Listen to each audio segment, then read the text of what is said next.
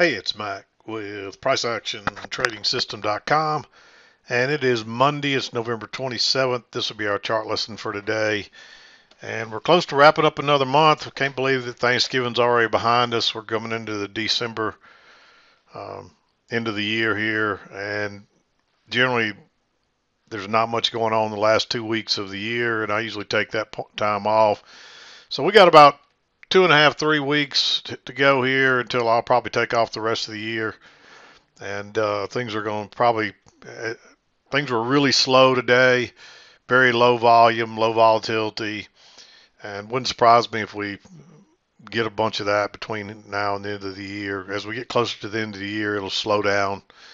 It might pick back up here for the next couple of weeks, but as we get into those last 2 weeks of the year, um, most of your professional traders are taking off work, but there might be some squaring up going on between now and the end of the year. So it could pick up a little bit, but I wouldn't be surprised if we don't continue to see low volatility and low volume here for a few more weeks till we get into January. So just have to kind of wait and see how it goes. But you can see today it was just a range day today. We closed in about the lower middle part of the range. So kind of a quiet day, and the market's really not doing much at all. So, but we'll flip over there and take a look. But here's how it looked on the. I mean, it doesn't look like much happened over Thanksgiving. I didn't even look at a chart, didn't look at email, didn't do much of anything um, over the holidays. Um, so yeah, this was the first I saw it today when I came in. It was the first time I looked at the market. So looks like we might have a little bit going on whatever day this was. 22nd, but other than that, it was not much happening.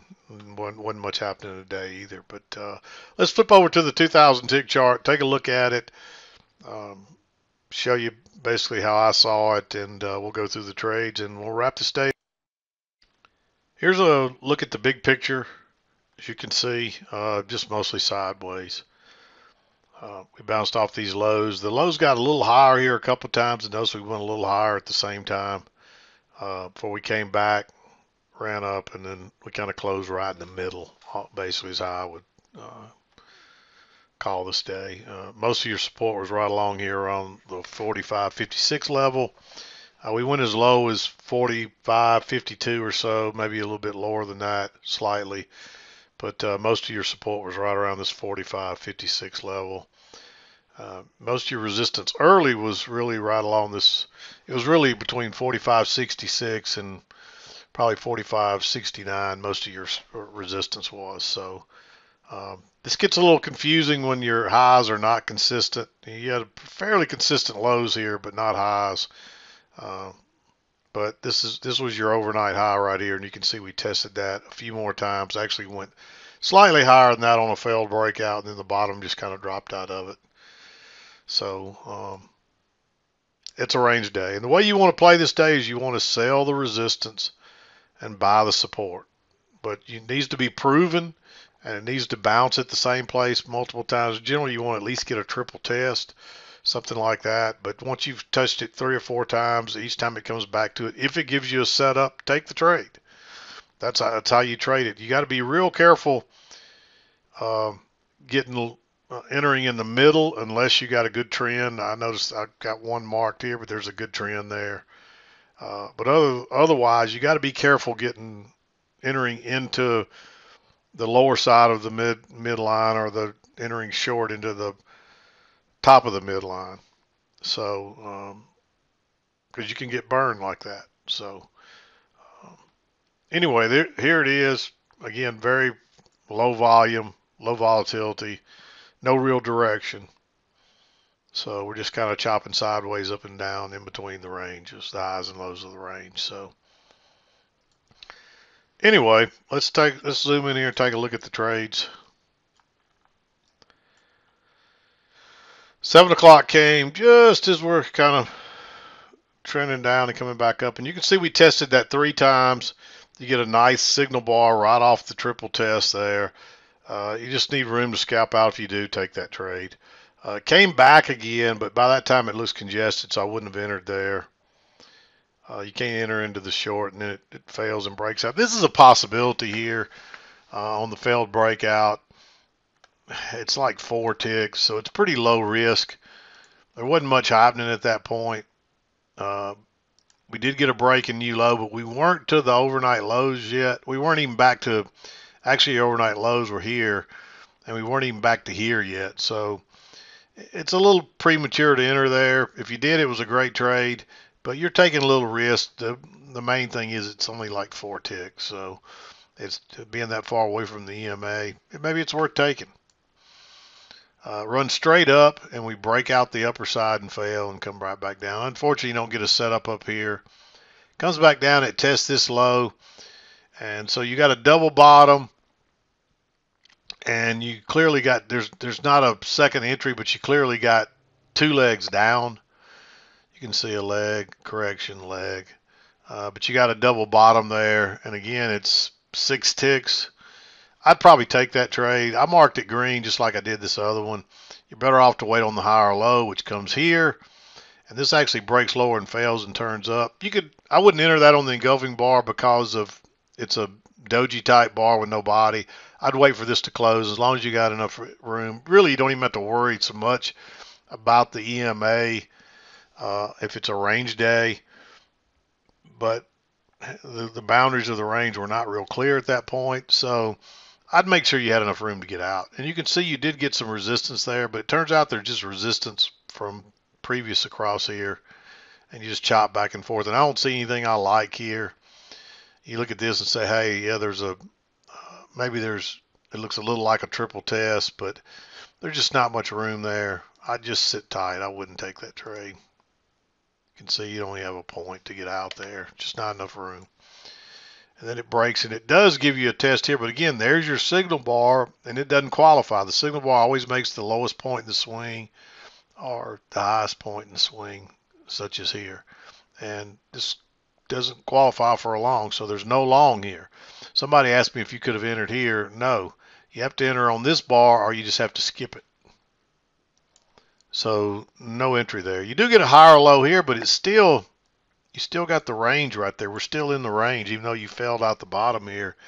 You haven't pushed through. But notice we come back and test it once, twice, and you get a second entry long. I like going long right there. It's right into that midline, but you got a confirmed trend here, and it just tested again on a second entry long. And you also came back on the breakout and tested a couple of times. It takes it a few minutes, but it works on up. Then we work back down there. You could call this a failure, but that just looks too congested to me, so I'd skip it. We come down here and we bounce a little higher. There's no setup anyway. You might say, hey, there's a higher low here, but not a very good signal bar. And then we're just chopping sideways again. And again, there is a triple test here on the low side. And there's just enough room to get out. So maybe you take that one. I didn't like it in real time. But we were going high to low, and there was enough room. So in that case, if you took that, I mean, there's clearly a triple test there. You get a triple test on the short, but not a signal bar doesn't qualify. And this is only 4 ticks, so it's very low risk. In that case, you may take that. You might even argue for that to be blue. In real time, I skipped over it. I didn't like it. But looking back at it now, I probably should have taken it. There weren't a lot of options today, really. But you got a clear triple test here with a nice signal bar that breaks lower and fails. You could enter this on the engulfing bar. I'd wait for it to close just to make sure it's going to be bullish and you got plenty of room. That's the better trade. And that was a quick, easy move back to the EMA. You wouldn't have got a big runner on it, though. But notice you get a failure here, too. And I marked this one because, again, it looks like a kind of like a repeat pattern here. It's not a second entry, but it's that failure trying to go higher right about that same spot. Nice signal bar. It's 8 ticks. I did mark it green, but you could enter there. You just got to be careful with that midline. And I'm talking about the midline across here on the range. And this thing scoots on up here and ends up going all the way to the highs.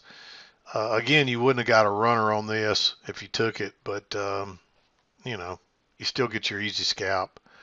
runs up, no setup to go short. You did get a close outside here, and then you get a break over.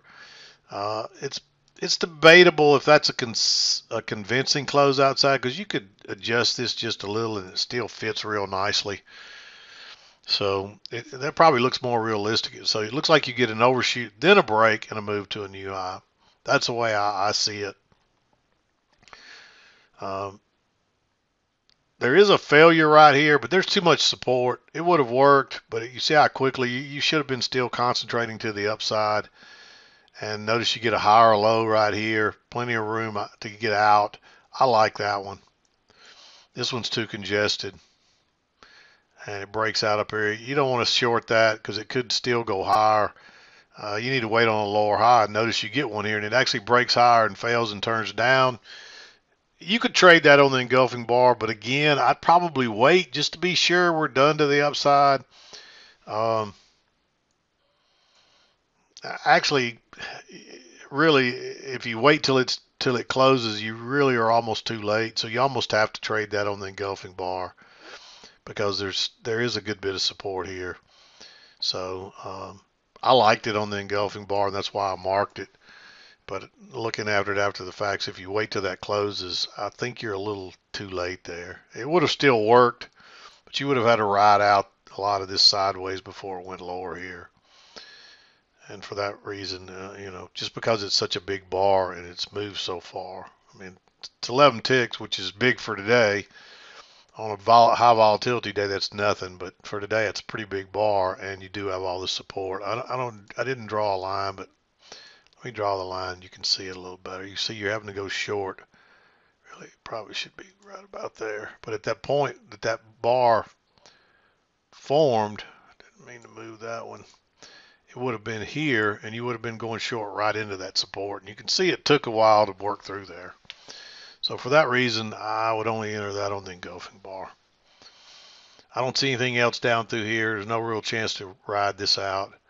And then notice you got a new low, and you get a first entry, second entry. It's not really, you like to see that a failure above the EMA, but since this is a range day and this is a reversal area, I like that one. It took it a minute to take off, so it would have been made you a little nervous if you took it, but you can clearly see the new low, and you try to go short once, twice.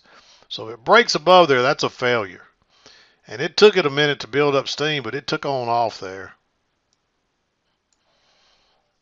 It comes back to the key entry point here, but there's been no break of that trend line. There was a big overshoot, which is going to lead you to believe you're going to get a break anyway. And it is late in the day, but I just don't think you can go long right there. I think you just have to skip that trade. It's just a first entry.